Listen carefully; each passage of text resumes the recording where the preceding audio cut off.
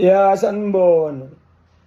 Ngifuna ukulungisa lapha kuleli gama elithi impohlo.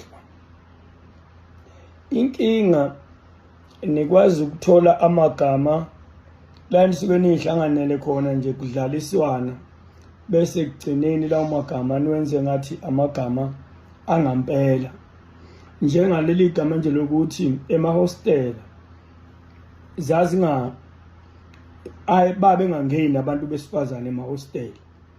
Ngesizathu sokungangeni kwabantu besifazane emahostela kwase kuthiwa kuseyimpohlweni ngoba amadoda eyihlalela ngawodwana eyindlini. Kodwa akwangelona igama lelo langampela. Igama elithi impohlo akakwazi ukuthi umuntu osaphilayo ohlele eGoli ononkosikazi ekhaya, ohlele eThekwini ononkosikazi, noma ngabe iliphi idolobha kodwa unonkosikazi ekhaya noma unentombi, ngokuthi uhlala yedwa ngaleso sikhathi lapho bese umbiza ngempohlo. Lelo gama lompohlo alisebenzi lapho.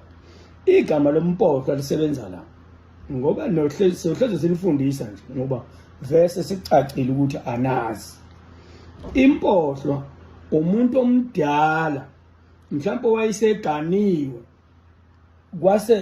waseshonelwa unkosikazi esevese sekungabantu abangasayi elaweni, osekulala nje nomunye alala ebhekele nomunye alala abhekele, bese shonelwa unkosikazi ngaleso sikhathi.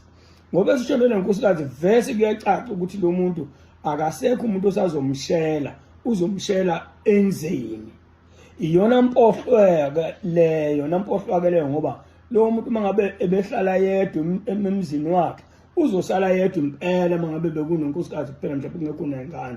Mangabe kukhona izingane sekumuntu ofuneka aqashele isebenzi noma makukhona umalokazana kube yena olubhekayo ikhehle ukuthi litholele ukudla nezinto nje ukuthi liwasheleke.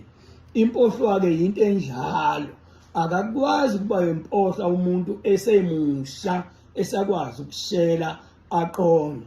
Igama elingasetshenziswa kumuntu okubonakalayo ukuthi ngabe umuntu okufanele ngabe usenawo umuntu wesifazane, kungasetshenziswa igama lokuthi uyisishimane, kodwa hayi ukuthi uyimpohlo, ngoba impohlwa umuntu ovese seyoze afe ngasamtholanga umuntu wesifazane ngoba uzomthola enzeni. Ngathola esinye isalukazi esizomgada ongezi kwenzeka lutho. Impohlwa ke into enjalo. Ningabizi nje abantu laba ngoba bebizwa ngempohla ngoba inina laba abafana laba abahlala namantombazane endlini labahlala khona, abanye abahlala nawo emjondolo, ibona laba abadala ukuthi ezinye ingane zize ikipite ngoba bayibiza ngempohlo. Ayikho impohlwa eneminyaka ewu-30, eneminyaka ewu-40, eneminyaka ewu-50 esakwazi ukuthi ngelinye ilanga lo muntu oneminyaka ewu-50 usangakwazi ukuthi athole unkosikazi aganwe.